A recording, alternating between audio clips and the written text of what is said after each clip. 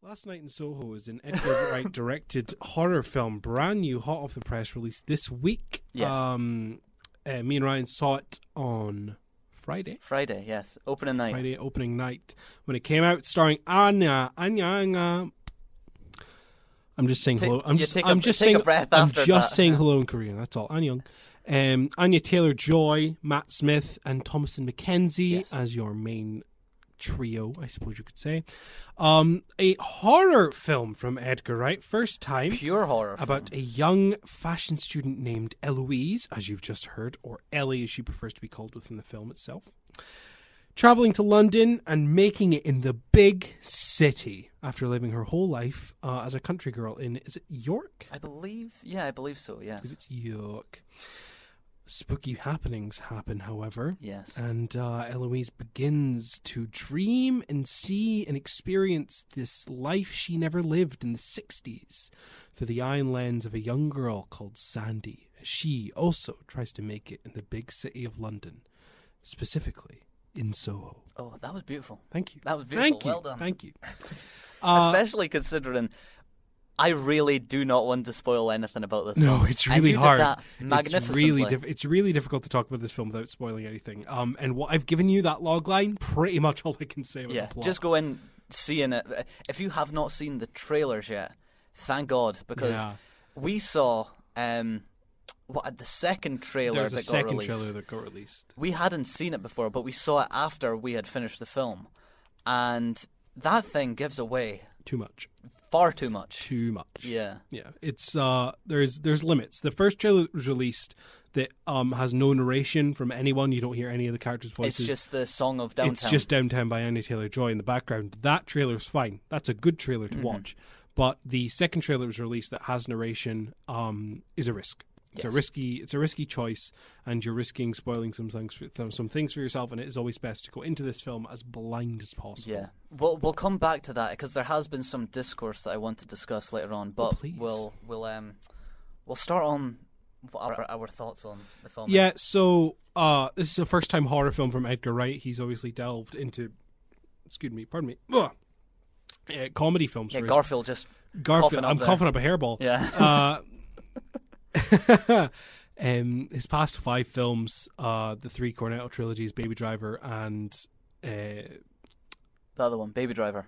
Scott Pilgrim. The words Baby Driver came out of my mouth. I was thinking of. You looked me in the eyes and repeated one. the words Baby Driver, and Scott Pilgrim vs. the World. His past 5 films have all kind of been action comedy films and haven't really delved. I would say Shaun of the Dead is heavy horror. Shaun of the Dead is heavy horror, but it's more comedy. The World's End.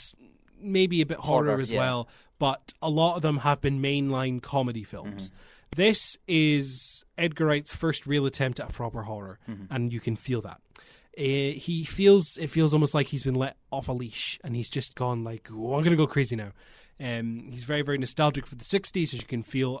He portrays that through the character of Eloise very well. Eloise is a character who's very blinded by nostalgia and is consistently obsessed with the 60s. The music she listens to is the 60s. She literally says to a character at one point, if I could live in any point in time, it would be in the 60s in London. Yeah. And her Beats headphones. And her Beats headphones just blare the Kinks. And you're just like, oh, this is already a perfect film. Thomasin McKenzie sells the character very well as a Ty and Shimid. I was about to say the words Ty and Shimid. Shy and timid girl from the big country moving into the city. Edgar Wright does what Edgar Wright does best, in my eyes, and that is make very, very memorable minor characters. Minor side characters that do not have much discourse within the film apart from maybe a couple lines are always very, very memorable in his films. And that's the same for this film. When you meet these side characters that Eloise is meeting, you are kind of feeling the same things that she's feeling, and you're understanding where she's coming from, and they're done very well. The actors are doing a fantastic job with what they're given. Edgar Wright is always great at directing characters. His editing can be seen here, of course, as he's what he's well known for. It's fundamentally an Edgar Wright film. It is. The shot composition, the swipes, and the visual storytelling as well. This might be less so obvious at times. Like, if you watch Shaun of the Dead, Hot Fuzz, and etc., and then go to this does feel toned down in terms of his over gimmicks. Yeah. But it's still blatantly there. Very obviously. Yeah. The production design on this film is absolutely spectacular. There's a special thanks at the very end of the film to Quentin Tarantino. Yes. And in my eyes, I believe this is just done because Edgar Wright will have taken inspiration and help from him when Quentin was developing his 60s film, Once Upon a Time in Hollywood. Yeah. So I think he's gotten some help there, but I don't think it was needed. I think Edgar Wright does a fantastic job with what he has. Yes. That's the thing. Like, Once Upon a Time in Hollywood, that does for the 60s so much, because that soundtrack as well is just an incredible summer soundtrack. You blared that in the car, windows down and all that, and you watch that film and you feel transported back to 1969, I believe it is, and it's the exact same with this. It's just different locations, but London, especially like swinging 60s London, is so beautifully captured. Gorgeous. That there's tiny little things that are like it's not tiny, but the first thing you see of this 1960s London is in all the trailers and marketing, but it's the big Thunderball movie poster for 007. And from that moment on, you just start picking up little small things about the details and all of the different locations. And it's lovingly recreated, I feel. It's done beautifully. Yes. On the rare occasions you get a wide shot within these scenes, a lot of the time it does stay close on Eloise and Anya Taylor-Joy's character. And the rare occasions you do get exterior wides, they are gorgeous to look at, and you do see the amount of effort that's went into not only creating these exterior buildings, but as well as the vehicles, the cars, the costumes, everything is coming together to make a beautiful scene and work beautifully within the film. The interior shots as well, recreating old clubs, the look, the feel, the sounds, and even the smells, if you could smell them. Yes. Really do feel authentic and well put together. And it does do that kind of weird thing that Once Upon a Time in Hollywood did, in which it takes real life history and then inserts its own fictional characters within it. Yeah. For example, when Anya Taylor-Joy / Jonathan McKenzie first walks into one of the bars, you'll see Cilla Black. Cilla Black, yeah. Cilla Black is just standing and having a sing. Singing You Are My World, which you're about to hear. Yeah. But that's just a funny thing that it's real life people who existed and were around in that time interacting and acknowledging these characters who are, in a whole sense, fictional. Yes. So that's fun to see. For the rest of the film, in terms of a horror, it does fantastically with its psychological impact. It is a psychological horror. There are a few jump scares. One that did get us. Yes, as absolutely. well as the other two people we were with completely got us. But the thing is, jump scares normally are, even if you get jumped by the first jump scare, after that moment you're like, really? They're fun, and you laugh at them, and you're like, oh, you got me, fair enough. But with the jump scares here, they are actually really quite scary, they do work exactly for what a jump scare should do, and it makes you on edge for the rest of the scene. And I think it's one of the strongest uses of jump scares in cinema of recent memory, really. Yeah. And as a horror film, as you said, it's a psychological horror film. The scariest things in this film are not the horror set pieces, but more so the winks and compliments and nudges that are seethed through seedy characters. And that's what made it really scary for me. Yeah. Without going into a whole lot, it's the characters that are created that are the scary part, not more so the actual blood, gore, jump scares, this, that, and the next thing. Perfectly said. Yeah, the film is, in my opinion, and I'm sure you'll agree, Ryan, good. Yes. It is a very, very good film. It's Edgar Wright doing what he loves. You can tell. I love it when directors get that opportunity to do something they love, and understanding that and seeing that and loving that as well feels really nice. Yes.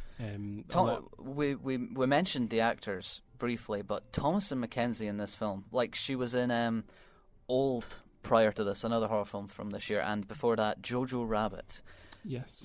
She has been good in things before. We've seen brilliant performances from her, but in this, she does really harken back to some really brilliant performances from old horror films. The one that I got most was Shelley Duvall in The Shining, with the looks of fear and screams that Mackenzie gives in this film.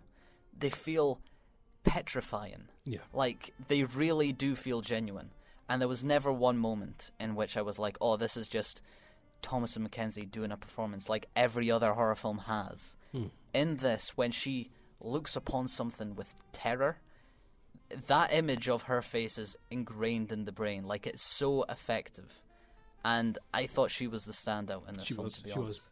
Anya Taylor-Joy is like a heavy sell in this film, but the one that walks away with it is Thomasin Mackenzie, I feel.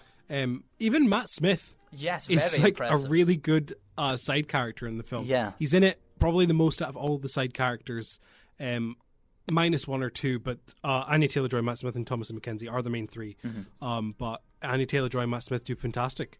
Especially for the period pieces that they're doing as well. So it's not only fun, but it's an incredible watch. So much care and attention to detail has been put into this film, so much so that it makes me want to go see it again. Oh, absolutely. So that I can pick up on all those little things that they're telling you throughout the film. But yeah, please go into this film as blind as possible, see it as soon as you can, and give it love and support as well. It's not really been getting much attention online. No. After the next two films, after the news as well, I think we'll quickly discuss the discourse, because I do want to bring that up ever so slightly for like a few minutes. Yeah. But yeah, because it's been interesting to see unfold after this film, especially after so many people, claim and talk about how much they love Edgar Wright and love his films and stuff. But when it comes to him actually doing something he loves, it's interesting how many of them fall off. Yes. When he doesn't do something like a action comedy. It'd be really interesting to talk about a few years later when the discourse has fully went round, to see what everyone thinks on it. But as of right now, it's an interesting conversation. Very, very interesting. A lot of interesting conversations happening online at the moment, especially if you're interested in stuff like Dune and the Marvel stuff that's going on. It's a good time to be on stuff like Twitter, Reddit. And if you are on Twitter, you can give us a follow at @invite_movies. Tell us what you think. What have you been watching? Did you see Last Night in Soho? Did you like it? We hope you liked it. Anyway, in short, see the film. See the film. Yeah, because we think it's brilliant. We do think it's brilliant. But recently on Twitter, shortly after we saw the film, went on Twitter because I was desperate to see what everyone else thought of it. He was absolutely joking. And to my surprise, there's a lot of people that are really negative on how Edgar Wright approaches the film and takes the film. Okay. And basically, it's just, as we said, this is Edgar Wright doing something that he wants to do, instead of Edgar Wright basically making a film the audiences want. Yeah. So with the Cornetto trilogy, that was that Shaun of the Dead, what he wanted to do. But then I feel like Hot Fuzz and World's End both follow a similar format. So it's like what audiences expected at that point. And then it's the same with Scott Pilgrim and Baby Driver. I feel like they share what Edgar Wright, in quotations, let's say, an Edgar Wright film is. Whereas Last Night in Soho sees him try something different and try a genre and subgenres that he's never tried before, including what we'll talk about later on with Tenebrae. But people, if we were to really go into it, the discussion is about the final act and how the final act is so completely out with the rest of the film that it really annoys people and it really gets under people's skin, but not in a good way. I think that's interesting because personally I didn't feel the ending of the film was out with the film itself. Yeah, neither did I. I thought it fit fine. I didn't. At no point did I ever feel jarred or. It's like I said, we're trying to not spoil it, but the theming of the film and what it goes with, people thinks that it takes a complete 180. No, it doesn't. I don't think it does. Thank you. I don't think it does. It does not. The message of the film remains the same throughout. Yes. It does not in any way go against what it's trying to say. Mm-hmm. It's still there. It's just the turn it takes is just interesting, but it's not like it backs itself off on the message. The message has remained still throughout. Mm-hmm. I can understand why the ending could be divisive. Yeah, I get that. I get that part of it. But to say that it ruins the entire film, absolutely not. No. No, it's still really effective And I even really like what they do with the ending. Mm-hmm.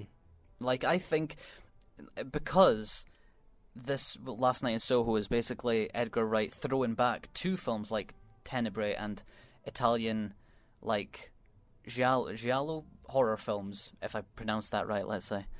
I think it really works well with what he was trying to do and what he wanted to do. Mm-hmm. And a lot of people are going to give Last Night in Soho bad reviews, and I don't think it's deserving. It's not fair, damn it. It's not fair. It is one to go see. Make up your mind yourself. Go in as blind as possible. Be your own person. Yeah. This is one to figure out yourself. Yes. And if you love it and hate it, at least you took an attempt on it.